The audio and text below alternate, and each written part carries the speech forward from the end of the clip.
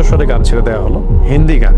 আমাদেরকে 7 দিনের জন্য গুম করা হয় এবং এমন একটা জায়গায় রাখা হয় যে জায়গাটাকে এখন মানুষ আয়নাঘর নামে বলে আর কি। তো এই সুযোগটা কাজে লাগিয়ে খুব সুন্দরভাবে এটাকে পালিশ করা হয়েছিল আর কি, যে আমরা পারিবারিক কারণে মাইক্রো সহ মানে গাড়ি সহ 7 দিন আত্মগোপনে চলে গেলাম, তাই না? এটা পুরোই মিথ্যা ছিল, এটা কোনো ব্যক্তিগত ইস্যু ছিল না, এটা একটা পরিকল্পিত গুম ইস্যু ছিল আর কি। মনে হলো যে maybe this is the end of my life, my journey, my mission. আমার মনে আছে যে আমি কালিমা শাহাদা পড়লাম, এখানে এসে আমার হাত ধরলো যিনি, ঠিক আছে, তিনি আমাকে বললেন যে way from DB please cooperate. এই তো সে ভাই লুঙ্গি পড়া, তো আমি বললো আরে ভাই লুঙ্গি পড়ছেন সমস্যা নেই, চলে পড়ে, ব্যাপার না, আমার পোশাক আছে ওখানে গিয়ে দিয়ে দেবো। তো ও বেচারা লুঙ্গি পরে উঠে গেছে, ও লুঙ্গি পরে আয়না করে।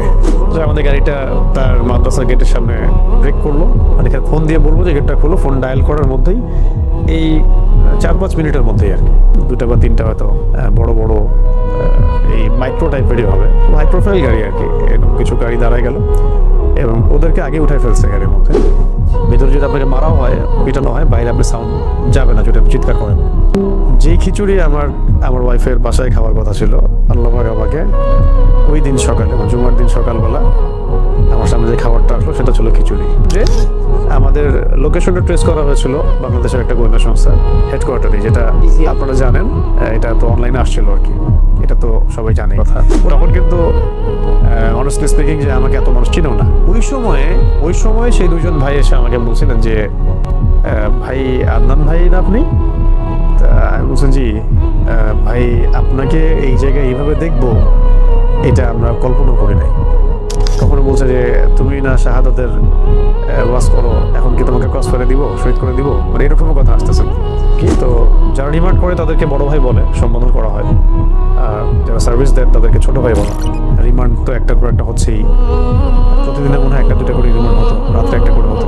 একটা রুটিন প্রোফাইল আছে তাদের, যে আমি কোনো জঙ্গি সংগঠনের সাথে আছি কিনা, আমি কোনো বৈদেশিক কোনো সংগঠনের সাথে জড়িত কিনা, কেন আমি জিহাদের কথা বলছি, কেন আমি একামতে দিনের কথা বলছি, কেন আমি মানে খিলাফা শব্দ ইউজ করছি, কেন শরিয়া বিধানের কথা বলছি, এই বিষয়গুলো নিয়ে ঘুরে ফিরে বেসিক্যালি আসলে কথা হচ্ছে। কেন জায়নিস মুভমেন্টের এগেনস্টে কথা বলা হচ্ছে, খাস করে কেন আমি ইসরায়েলের এগেনস্টে কথা বলছি, আর এদিকে ভারতের ইন্ডিয়ার এগেনস্টে কথা বলছি।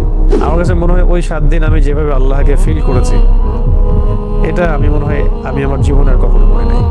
তিনি বলছিলেন যে তোমার এগেনস্টে 2জন আলেমের বক্তব্য আছে আমাদের কাছে। তার মানে আমরা বিষয়টা কি বুঝলাম, যে এই তাগুতি শক্তির, তাদের আন্ডারের এই গোয়েন্দা সংস্থার এবং তাদের মানে চেইন অফ কমান্ড, তাদের মধ্যে এমন কিছু লিঙ্ক আছে যেটা দাড়ি টুপিওয়ালা মানুষই আপনার এভিডেন্স হয়ে কাজ করতেছে, যে অমুকে জঙ্গি, অমুকে খারেজি, অমুকে উগ্রবাদী, তাদেরকে বুঝাই দিচ্ছে বেসিক্যালি এই মানে গ্রুপ অফ পিপলটাই। সারা দেশের মধ্যে অগণিত দিনী ভাই রাস্তায় নামলেন, মানববন্ধন করলেন, প্রোটেস্ট করলেন, ফেসবুকে লেখালেখি করলেন, সামাজিক যোগাযোগ মাধ্যমে লেখালেখি করলেন। দেশ তো ছিলই, দেশের বাইরেও অনেক অ্যাক্টিভিস্টরাও এটার সাথে সেই যুক্ত ছিল। ফেস দ্য পিপলের সাগর ভাইয়ের কথা না বললেই না। দীর্ঘ সময় আমরা সেটা ওইভাবে অনলাইনে বলতে পারি নাই। তার ভূমিকা এখানে অনেক বেশি আছে। তিনি যে মিডিয়াতে এটাকে উপস্থাপন করেছিলেন, আমার স্ত্রী সেখানে কথা বলেছিলেন। তখন তো এমন একটা অবস্থা ছিল যে অনেক পরিচিত আলেমও আমাদের সাথে সম্পর্ক ছিন্ন করছে বা চিনি না এরকম বলছে। নাম বললে আপনার অবাক হয়ে যাবে যে কোন আলেম এটা বলছে, বলতে চাচ্ছি না এগুলো।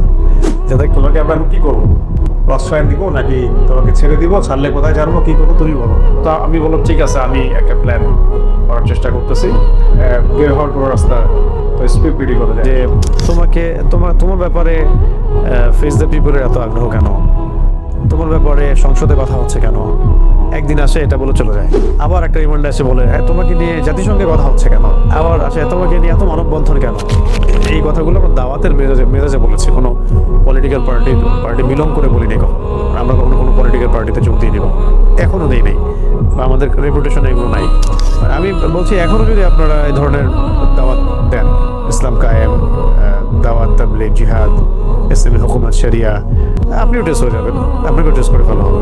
আপনারও যে আজ না হোক কাল যে কোনো বিপদ হবে না, কোনো গ্যারান্টি নাই। তো সবচেয়ে ভাইটাল যদি আপনি কারো নাম বলতে পারেন, এই বিষয়ে খাস করে আমার দ্বিতীয় স্ত্রী সাবেকুল নাহারের কথা, তার যে ভূমিকাটা, এই ভূমিকাটাই আমার কাছে আসলে সবচেয়ে মানে আমার হৃদয় ধাক্কাটা একটা অনুভূতির মতো থাকে।